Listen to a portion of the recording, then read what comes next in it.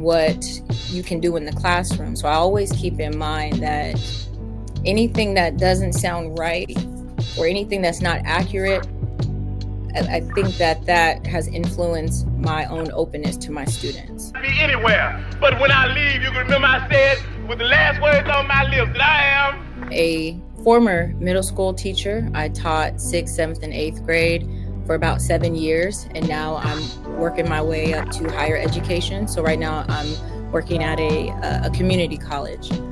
The discipline declines, or the behavior, bad behavior declines when the students respect you. One of the lies that we tell ourselves is that we are making progress. We tend to equate progress with concessions. We can no longer make that mistake. See, it's no in between. You're either free or you're a slave. There's no such thing as second-class citizenship. But a lot of you running around talking about you Democrats, and the Democrats got you in the biggest trick going. When black people become serious about the revolutionary struggle that they are caught up in, whether they recognize it or not, when they begin to go down and knock off people who are oppressing them, that's when the revolutionary struggle unfolds. Not until. I had to educate, regulate, and demonstrate. Educate the youth, regulate the truth, and demonstrate the proof. And family, I have a very special guest in the building with me. My sister hails all the way from California. And what we're going to be talking about today, we're going to be talking about literature, but we're also going to be talking about what she does in the community, which is working with the youth, teaching the youth everything that they need to know. So family, sit back. You are going to be ready to get educated and revolutionized. And we're going to do it through a literary perspective, family, because it is very crucial and very important for us to be able to do the proper research that it takes to get to the information that we need to get across to the masses of the people. So my sister here is going to break all of those things down. And then my sister, just break down for the people real quick who you are, what you represent. Okay, so my name is Janiece Johnson. I'm from Northern California, specifically San Jose. That's in the Silicon Valley, where you get your Meta and Google, all your tech companies. I am a former middle school teacher. I taught 6th, 7th, and 8th grade for about 7 years, and now I'm working my way up to higher education. So right now I'm working at a community college. I'm pursuing my PhD in a couple of years in education with a focus of literacy and teacher education. Phenomenal. And just ushering in, when we think about the concepts of, when Malcolm said education is the passport to the future, and we're just understanding what we're seeing now in 2024, why it's just so important for people to become teachers, and especially from the literary, being able to understand that. And as obviously just working in the classroom, just where our children are at reading level, like the grades that they're at in comparison to the grades that they're actually in versus the grades that they're reading on. So I definitely commend you on that. And I definitely give you all the well wishes to continue doing what you're doing, so you can definitely become even more of an asset in our community, helping, a plethora of even more people. So I definitely, have a lot of respect for that.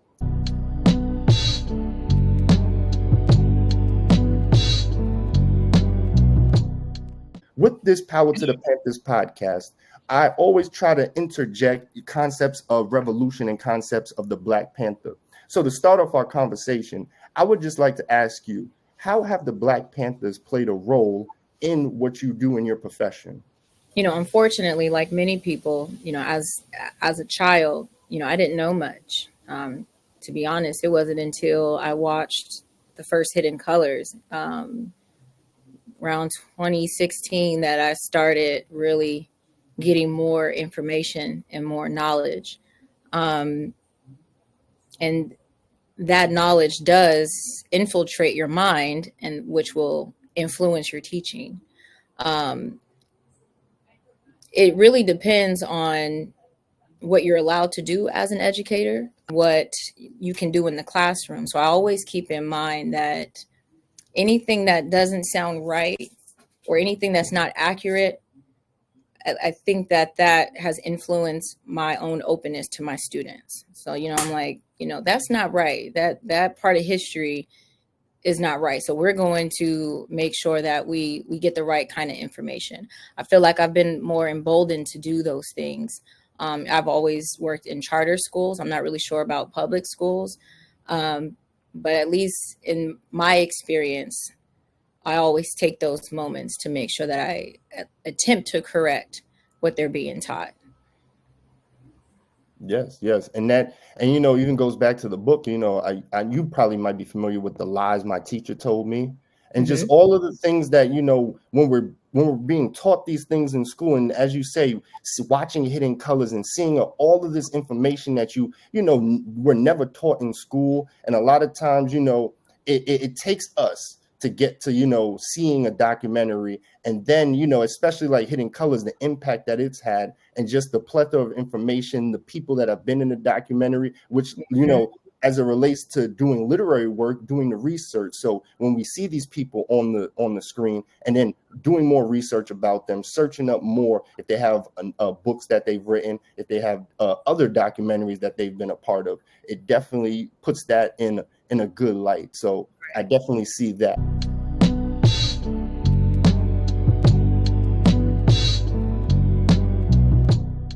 Why is it important for young Black students to see teachers that are Black as well? Well, I think the first thing is I am one of those people who grew up not having a Black teacher in primary school, secondary education. It wasn't until I started going to school in Los Angeles. I moved to Compton and started going to a college called Dominguez Hills in Carson, California. And one of the first instructors I had there was a Black man. And it was I think the class was some African diaspora class. That in itself, just being in that classroom and learning about the diaspora from Africa, that spread throughout the world, was already mind changing. So to me, having someone Black, not only that they're Black, but their conviction of what they're teaching is important, because you can be Black but not helpful, and what is being Black, how is that going to benefit those students if you're ignoring them, or you're not being the teacher that they, or the educator that you need to be for them. So it's important for them to not only see that you're Black, but to kind of give them favor.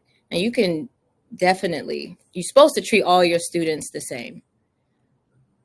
But for me, at least in my experience, I always make sure that I take care to give them extra favor, to let them know that I'm here. In my experience, I'm from an area where predominantly Hispanics dominate the classrooms. And it's not like that in all of California. You will find neighborhoods or cities where the schools are all Black students, teachers, principals, admin. But for the most part, it's predominantly Hispanics. And so at least in my trajectory, you're getting Black kids who are in 2 to 3 Black kids in a classroom filled with 20 other Hispanics, and they have to try to acclimate somehow. They're letting other students say the N-word because, they're by themselves. They want to make friends. They don't want to isolate themselves. And so for me, it's like, as a teacher, having a couple of Black students at a time per class, it gives them that focus. Like, that's not right. I understand that those are your friends, but them saying the N-word around you, that's not right. Because they kind of lose track. I feel like they lightweight lose track of self when they're not being told who they are, when they're not being told what they can do. So representation matters. Obviously, to see a Black person in an authoritative position, but someone who's kind, stern, and actually gives a damn about their education. Um, the discipline uh, declines, or the behavior, bad behavior declines when the students respect you. Um, I think it's important because no matter where you're from, our Blackness has a cultural aspect to it. So, I mean, I could be from San Jose, I could be from San Francisco as a teacher working in South Central or South LA. I don't need to be from the hood to connect with them. We culturally we connect, and that's what helped me. Was our culture that connected us, and so they are they're given a sense of hope. They're given a sense of um, they're given a sense of hope and given a sense of being supported by someone that they think cares um, for their education. Um, yeah. So those are the things those are the reasons why I think it's important. If they see someone Black pushing them, they can have the understanding that I can do this, that I can get through 8th grade, I can get through 9th grade. I am somebody, because all my other teachers told me I can't read. But this teacher says I can read. Little things like that, little things that you plant in their mind goes a long way.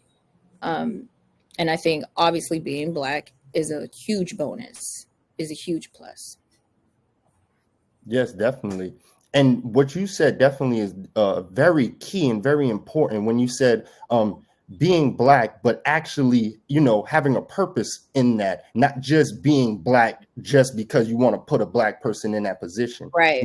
We see a lot of it in politics. We see a lot of times they'll just put entertainment too. They'll just put Black people that are Black in front of our face in these certain positions, especially in these high positions. They'll put these people in there, but they don't have our best interests at hand. So Right. what you said is very key. It's very important for these people to have the mindset of being Black, not just the complexion of being Right. Black. Yeah, so I definitely think that's key, and we got to hone in on that one for sure.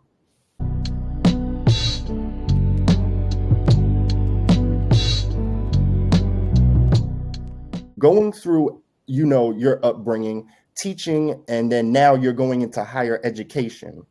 Looking at all of those throughout it holistically, do you believe that education is the passport to the future?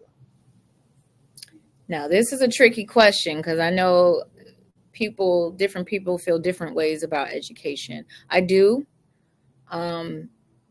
believe that it is a passport. I do believe that education gives you access. Now, the complexity here is you got to understand the inner workings of education and how to shake and move through high school to college, because sometimes I think a lot of people have had really bad experiences because maybe they got a degree that didn't really do nothing for them. Maybe they got a lot of loans. Unfortunately, we're not being told how to navigate through college. And that's why I want to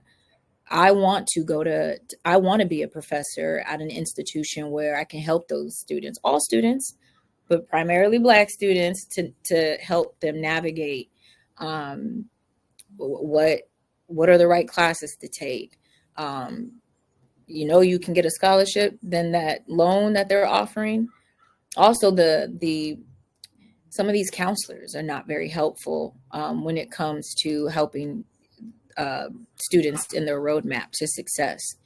I remember Jason Blacc had said something about, no, it wasn't him. It was on his show, and the show featured women who had got their degrees and felt like they were worthless. I remember this clearly because they said that degrees in college isn't worthless, but it's the correlation between the degrees and what the job market, the demand. So now, like I understood that as in what's out there. What kind of job do you want? Don't look at the major, because we get so caught up in, I'm going to school, I'm being productive, which is true. But then by the end of college, you're like, well, damn, what can I do with this? I wasn't really thinking of a job in mind. I was just thinking of the courses and the major. Like, you weren't really thinking about the kind of job.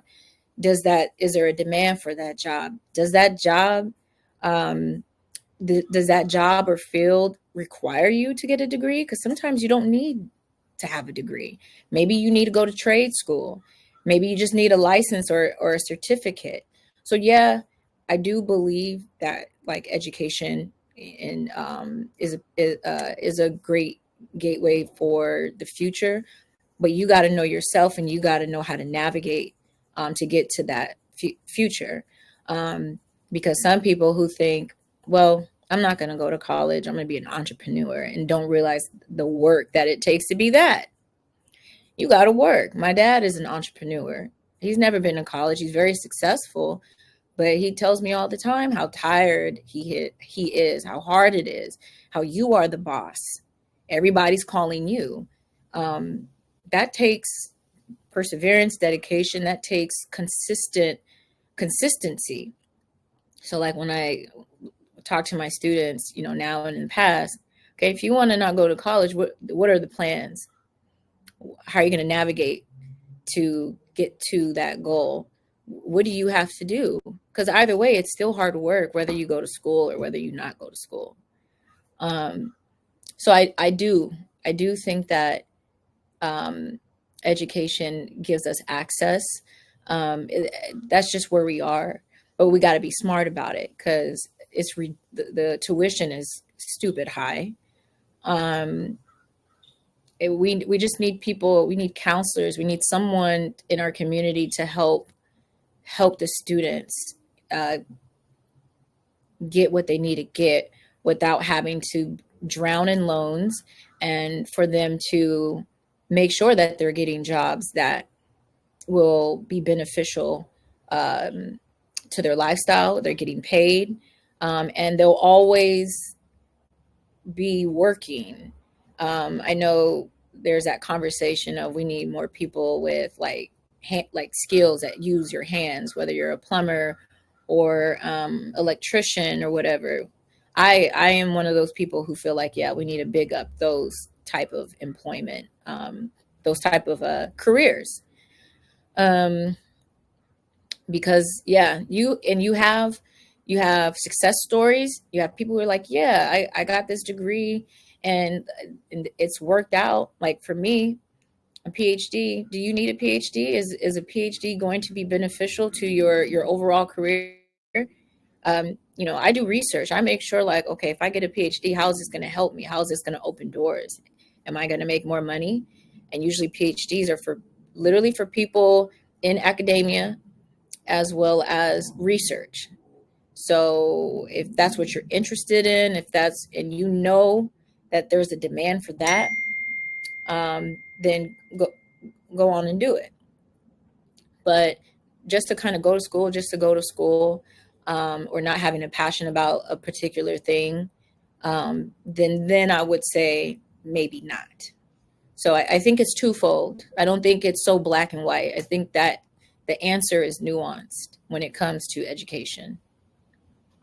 Yes, and I totally agree, especially when you're talking about a person has to know what they want to do and figure out, hey, do I need college for this? Right. So it definitely makes a lot of sense, so we have to really hone in and focusing in those years that we're in high school where they're gearing us to go to college, and being able to have people who can be like college directors who work at the school, who can guide us, and then also go into college fairs. A lot of times in our community, they just assume, oh, we don't want to go to college, we can't afford to go to college. So a lot of times they don't push us. They don't even necessarily want to push the concept of having all of these scholarships and things, Yes.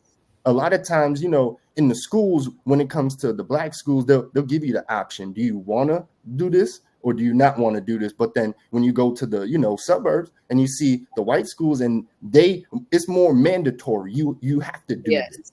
Yes. Even if you don't want to do this, you're going to attempt to do it because we have a certain image to uphold. And like you're saying, you working at charter schools versus public schools. Yeah, I've been in public school my whole life, when I was coming up. So I just completely understand the demographic of how people go about teaching in a public school versus a charter school versus a private school. And then we have like Catholic schools, and then just all the different demographics that we see within that. So I definitely, like I said, commend you for what you're doing, because it definitely is important for us as a people to move in this direction and make being smart cool, make reading and knowing the right information, make that something that we broadcast to the masses and they can correlate to it. We see a lot of nonsense because that's what's pushed in front of us. But let's flip that and we start pushing the positivity. People start talking about we need to really dig more deeper into the literary works of our ancestors. Right. And we need to get into those fields as well, creating new literary works. So I definitely think that's important. So go ahead, my sister. I was just going to add to, and if anyone who's watching, young, who's thinking about going to college, I really encourage community colleges. And that's where we need Black educators or admin to be, because community college is definitely far more cheap. You get to kind of figure out like where you are, what you want to do without this pressure of a 4-year. It's the same thing. You're getting those first 2 years, you're getting your general ed. But money wise, I would definitely push community college, and then you can have a better sense of, okay, what college if you do want to transfer, which one do you want to go to without that that pressure in high school to think about it. Because at least the first 2 years after high school, you're getting older, you're getting a little wiser, you're better navigating college, because when you get to college, it's not like high school. You're doing things, there's more autonomy in college. Now your classes are spread out. Your teachers are not going to necessarily help you maybe the way they did in high school. And some people don't go to class. So community college is like sort of like an experiment. You're experimenting with your autonomy, and you don't want to waste your time or waste money at a 4-year trying to figure out who you are as a student in higher ed. That's all. Yeah, and community college, a lot of times you live in the area, the college is in your community. So like you're saying, you're getting the brief introduction to what it's like for that autonomy versus like going to like a college out of state or in state, but it being a university, you'll see, having that now that's a real, experience of like really being on your own in comparison to a lot of people before that. They spent their whole life, living with their parents. And then when they got to college, that was their real first stepping stone icebreaker to get out into the real world. So it's just very interesting.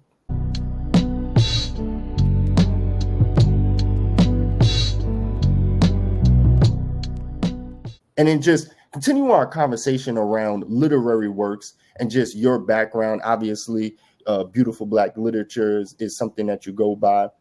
What is your favorite Black literary work? My favorite is a book called, and people who know me know this because I read it almost every couple of years. It's a book called Midnight. It's a 3-part, it's a trilogy. It's called Midnight, and it's written by Sister Soldier. And I have a lot of other really like favorite books, but that book is my favorite because for me, I really appreciate really good writing, and that sister can write. I like to say she's like the author version of Spike Lee. because for the setting in those books, they're based in the 80s Brooklyn, 80s Brooklyn, not early 90s. And she paints Brooklyn so vividly. And it gives me a sense that I'm watching like Crooklyn or something. Her imagery is absolutely amazing.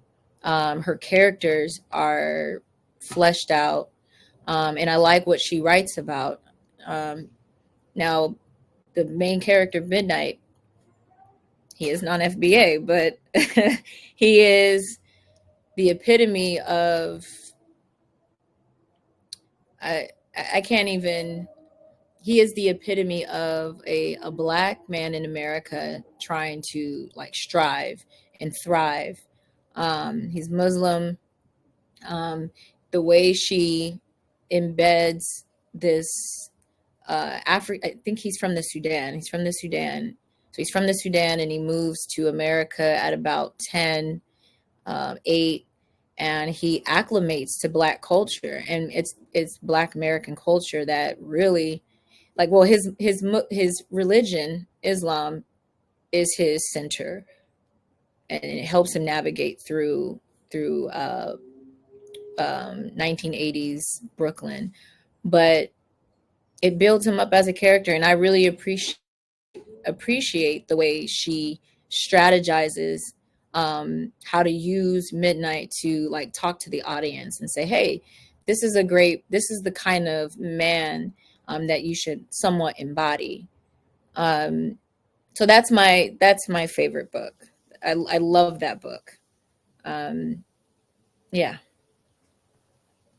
Yeah, definitely. Yeah, Sister Soldier. I know I see a lot of her work. I see a lot of, when she was talking in videos back in the day, she definitely is one of the top writers in the community. And because she's not like, there's this, conversation about grassroots and boule. Like, she is grassroots. She's not one of these people trying to like sit from live in an area where her folks ain't around and just make these stories and create these scenarios, but she don't actually live it, but she actually does. So I think that's what even attests more to, even in addition to what you were describing about how she's able to showcase it. You got to live that life. A lot of time, even when we're talking about FBA and then people that come over here, some of the roles that they play, like I know I saw this video where Samuel Jackson was doing an interview and he was talking about Daniel Kaluuya in the movie Get Out. And he was just explaining like, man, I would have loved to really see how that story would have went if it was a brother who was from here in the United States, understanding, white supremacy from our perspective here in America versus a person coming from the UK or somebody coming from the continent of Africa coming over here.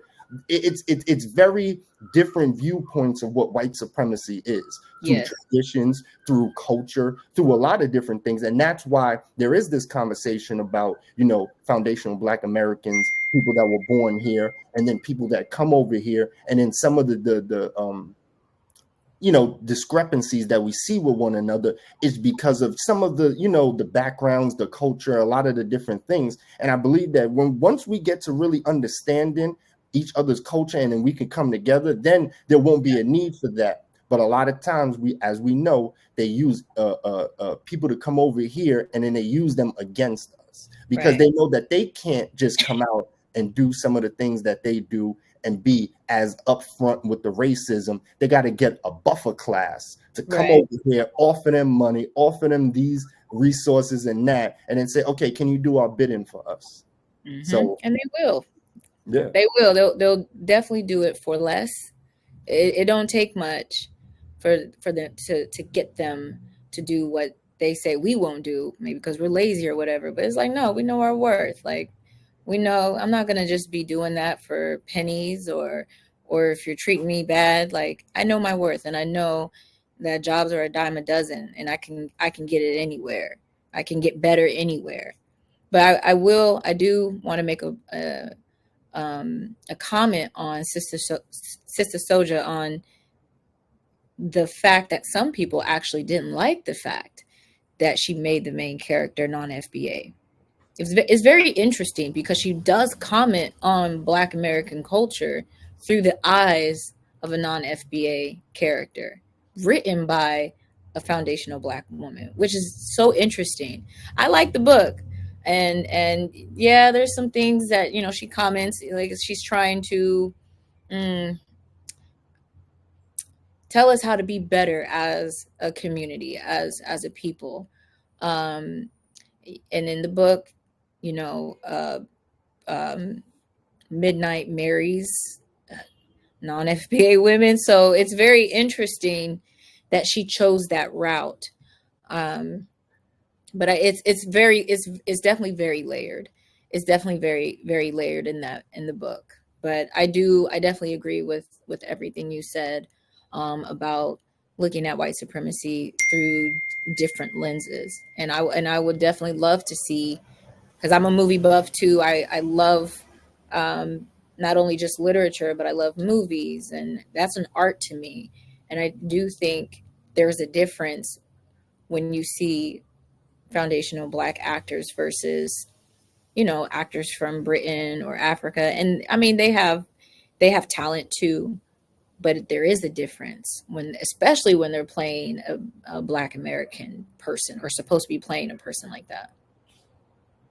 Yes, definitely. And it's like it happens every time. Like every time we see that, you know, not to say it happens all the time. There are some people who respect the roles of our foundational Black American, even if they're not from here, they respect it. And then sometimes we see the disrespect. So Mhm. we do see it on both ends. So I Yeah. just want, you know, let the people know, like, you know, like it's not, you know, we're not just saying every single actor, you know, does that. There are actors that come over here and respect the values and wouldn't disagree, and we've seen it. So I definitely want people to understand there's a balance between it too as well.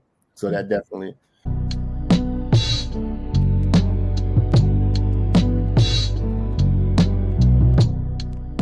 Talking back to our conversation around teaching, like you were saying, you haven't done public school, but you've done charter school, you've done that. And then now when we look at the concept of homeschooling, when we look at people utilizing information and either they're homeschooling their own child or children, or they have a center where you can send your child to that school to be able for them to be taught the proper curriculum, you know, under the proper jurisdiction as well. So what is your viewpoint on homeschooling? So I one of my best friends is actually homeschooling her children, her two young children, and through her, I've been able to get a glimpse of her reasoning, and the outcome. As far as homeschool is concerned, I remember Dr. Umar had said something about how school, it's not natural for boys to just be sitting there for hours on end, like just sitting in a chair. And that really affected me because as a teacher, you know, I have to go along with what the rules are and of school. And okay, we're teaching you for an hour and 15 minutes. You get a 5 minute break to walk to your other class. Okay, another 1 hour 15 minutes. And I feel bad, like, oh my gosh, are kids meant to just be sitting there like that? And then having these 35 minute lunch breaks just doesn't, you know, it just doesn't really seem all that natural. I haven't really done any research on it, but it just, that little detail stuck with me. Um, so I think with that idea of just kind of being stationary, and then you're learning with all those kids, the content, is the content accurate? Is it biased? Um, what else? You know, and obviously, like, you know, people are like scared and frightened about all these school shootings, and you know, you got bullying. I've seen all that bullying and just awful teachers, students not really getting anything out of school, or maybe that particular school. Maybe they need to change schools. I don't know. But I do think that homeschool is a great alternative, especially for younger kids. I know my best friend was considering I think it's called a Montessori school. I think their methodology and strategy is slightly different from your average preschool, primary school.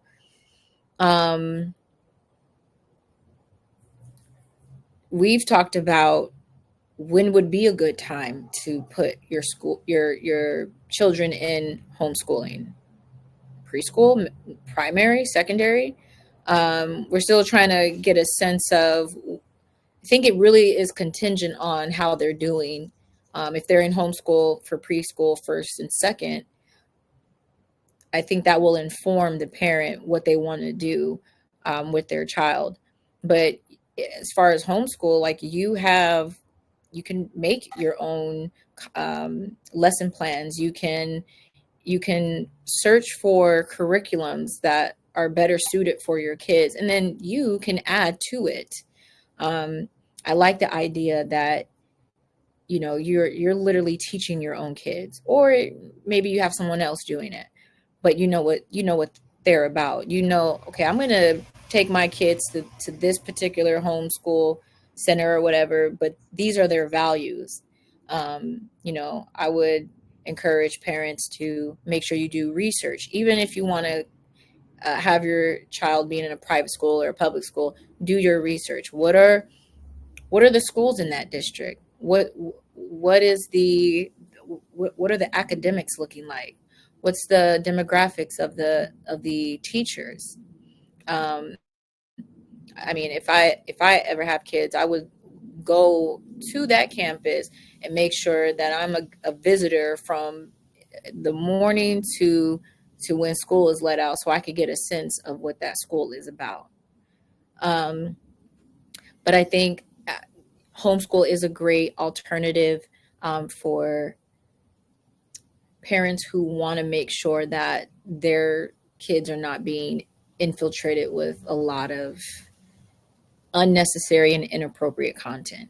I mean, I've seen some of the things that we've had to teach, and I'm just like, why?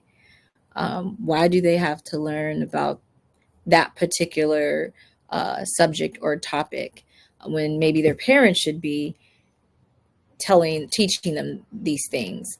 You know, I'm trying to watch what I say, but because I don't agree with some of the things that we had to teach in certain classes, because we have something called advisory, and that's a class that it's like homeroom, and you know, in homeroom, all the students are being taught the same thing, and each month, there's a different focus. Black History Month, so you have a group of teachers who are creating curriculum for the other teachers to present that information. Then you have Pride Month. That gets a little tricky and then you're looking at the content, you're looking at the lessons, and you're like, I don't really feel comfortable teaching this or presenting this. Now, some of the stuff is okay because, yes, you do have LGBTQ students. You've got to address that. You have to address them. They get bullied. They have to navigate their sexuality and orientation within themselves. That's just something that is present. But on the flip side, there are things that I'm just like, what does this have to do with loving themselves or protecting themselves? Like, what is this sexual stuff? What is that? So that stuff you can cut out in homeschooling. You don't got to teach that. So you definitely have more autonomy in homeschooling. And a lot of, from what I've seen, at least my best friend's kids, they're super smart. Their vocabulary is so high. Like, I can't believe a 3-year-old is saying the word flustered. They're understanding different concepts that maybe they wouldn't have been taught in public school until like years later. They're moving around the house. They have little field trips that their mom takes them on. So I do like the idea of homeschool, and I would even consider homeschool for myself, for my kids. Yes, yes, because I've been around some homeschoolers just doing the work with my father. There've been some homeschooling programs that have brought us out, and we've been able to kind of see that from that perspective. And I'm also connected with a brother named Marcus Klein. He's in Chicago. He actually has a school. It's called Freedom Home Academy, and Okay. basically he has the school building. He has the construct. He has the teachers. He's there teaching. He started in his basement of his house, and Wow. he started that around 2005, and then got his actual school, like the building. I think it was maybe, I would say in the past 10 years, decade or so. So, he started out from just teaching a couple students in his basement, and then being able to have your own school now, to the point to where he's utilizing, books that my father wrote in the classroom. He don't answer to nobody but himself. Right. So his curriculum is based around what he wants to teach the kids, not what this person is telling him and that person.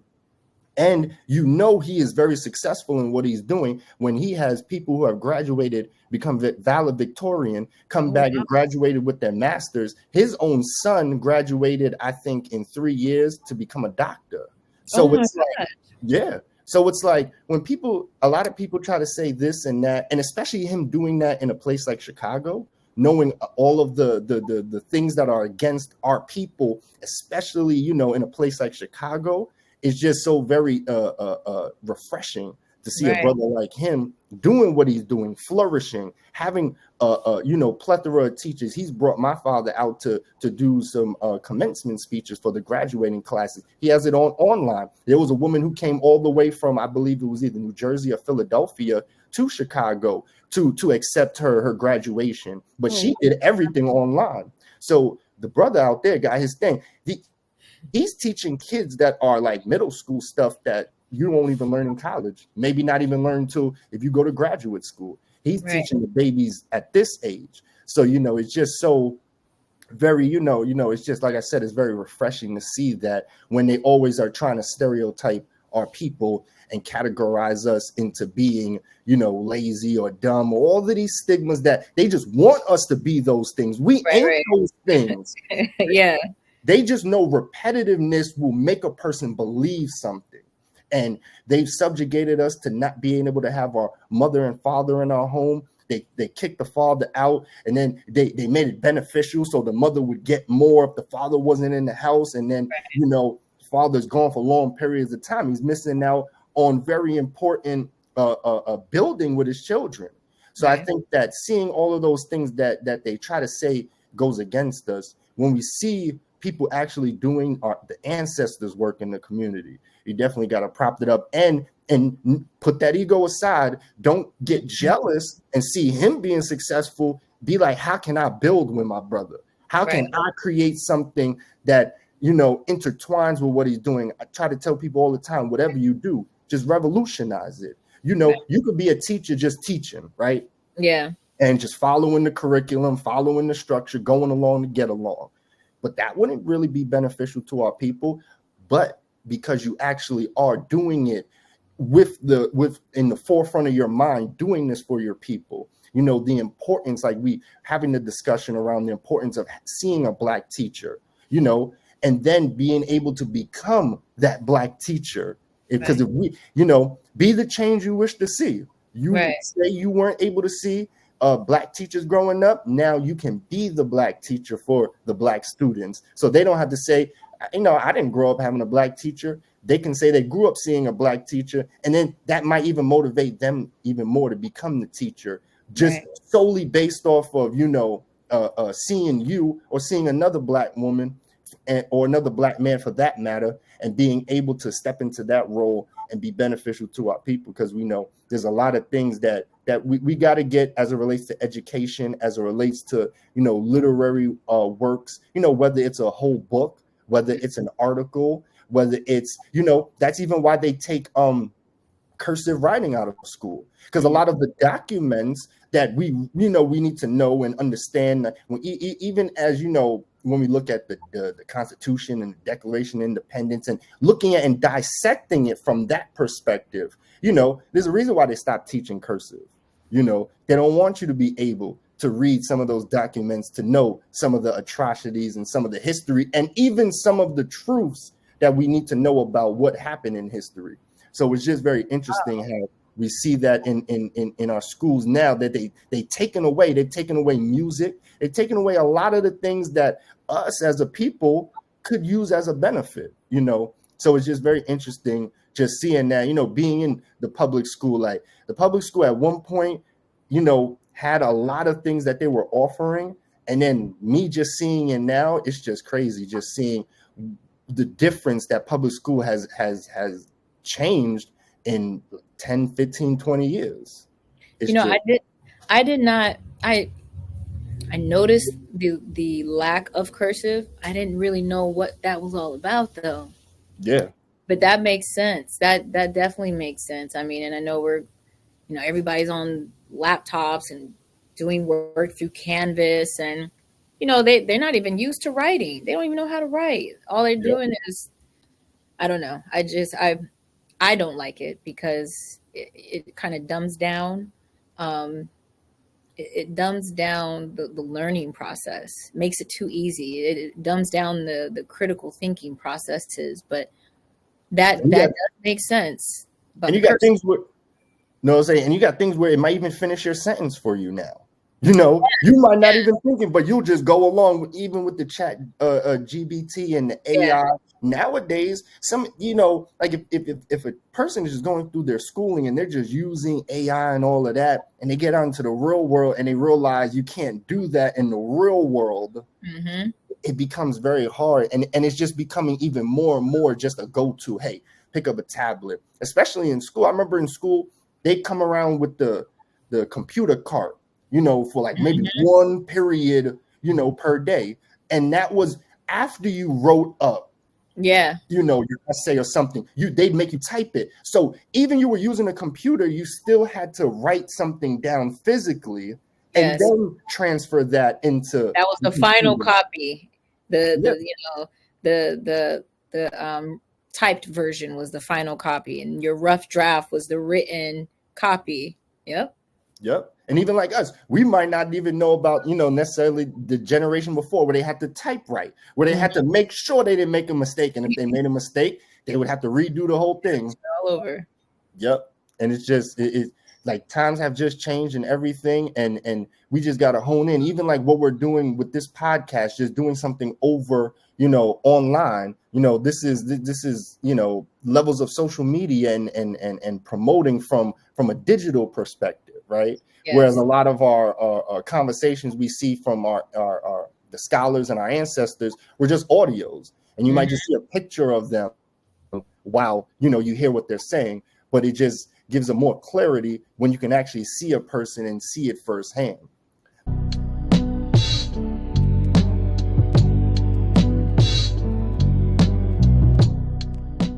Just to kind of wrap up everything that we've been discussing and we've been talking about, and just your knowledge of, you know, watching Hidden Colors, seeing the scholars in there. I know you're probably familiar with Joy DeGruy and the work that she does, and how she is actually a professor at Portland University. And then just understanding just how people can utilize being a professor. Even my father, before he was in the Hidden Colors documentary series, he was teaching as a professor at SUNY New Paltz. So a lot of our scholars definitely have an academic background. So my question is, can teaching be a gateway into becoming a scholar in the Black community? Absolutely. I mean, that would be the foundation, or could be. You know, well, because I don't want to say that if you don't have any experience in teaching, that you can't do that. You can't be a scholar. But there's something about being in the classroom and interacting with students and your peers, your colleagues. It gives you more practice into being a better educator, being a better presenter. There's something called, you know, teacher presence. You know, you learn how to conduct research. Like, that stuff is not easy. There's a strategy to it. There's a method to it.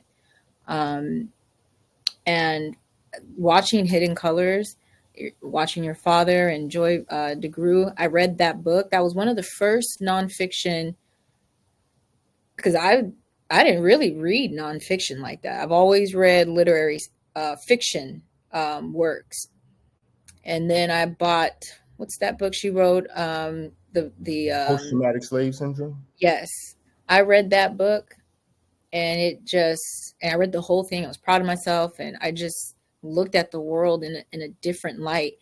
Watching her, even Shahrazad Ali, it just gave me a sense of like, I could do that.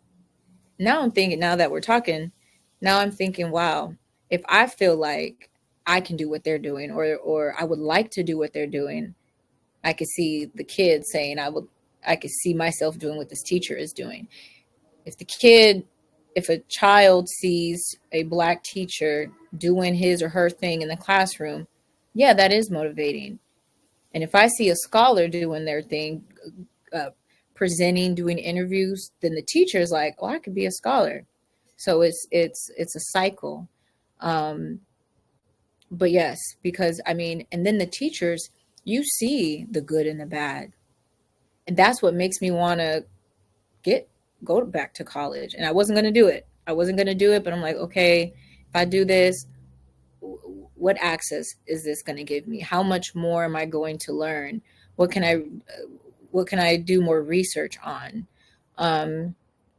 So I do think that having that foundation as a teacher would allow for us to become scholars and then teach on a more complex level, and then be models to other Black teachers. I think it's needed. I think, unfortunately, a lot of educators have left the profession because, these kids, it's hard. It is hard. But a lot have left the profession. I didn't leave the profession. I just left secondary education. I love education, but I know how hard it is how college can be so confusing, and how those years, if we can just understand how to get through those years, and narrow down the roadmap, and counsel our students in like what kind of jobs or whatever they want to do. Maybe go to a trade school, maybe it doesn't matter. At least they'll have us in those positions to help guide them. So yeah, I really like that question, because I never getting a PhD, or maybe you don't have one, it doesn't matter. I think that will allow me to move in certain spaces that, because this is their degrees, this is theirs. So in order for us to get these degrees, yeah, I mean, it doesn't, I don't feel more of worth. I don't feel better than anybody else, but I know we live in a white supremacist society. This is the society that we live in, and we got to move in. So if I want to reach maybe a bigger audience, maybe if I want to teach at a certain community college or a university, I have access to have my mind and my work be introduced in those spaces. Or I could work at an HBCU. The point is, I have access to all these institutions. And I think that's important. Yes, definitely. And I believe that you definitely have all the tools and characteristics to become that scholar if you choose to do that, definitely. And just seeing, the other success stories like Joy DeGruy, Shahrazad Ali, right. Just the examples of people that, and like you're saying, you don't necessarily need to, but, the level of scholarship definitely, has a certain connotation in our society, yeah. So it does benefit, especially, like I said, when you're grassroots. Now, if you want to go and get your degree and be boule and act like you forgot where you came from, yeah, right. That's a problem. But if you understand the system and say, hey, I'm going to go and get this, then I'm gonna be like Robin Hood. I'm gonna bring it back to my area, and I'm gonna do for my people what Yeah. needs to be done. My sister, is there any last gems that you would like to drop on the people before we go? The floor is yours. Yeah, I would like to say, whether you in secondary education, and this is for professionals, or people who want to go back to school, or be a part of a community where they want to grow in knowledge. It's all about becoming allies with people. It's all about making sure that you are networking with people, and kind of like what you were saying about before, learning from the next brother and not be jealous. If you see someone higher than you or on the same level as you, make friends with them, collaborate with them. We're supposed to kind of go up together. It shouldn't just be, well, see you, I'm going to go up while you kind of stay there, or no, it should be working together. It should be more of us at the top.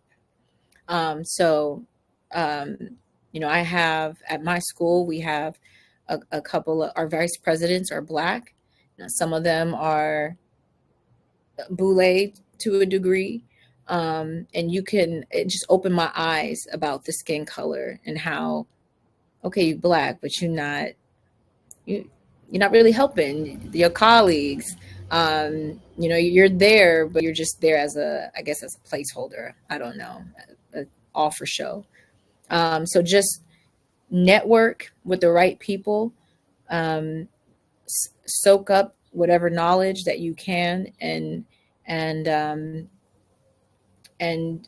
do what you need to do with it so that you can grow.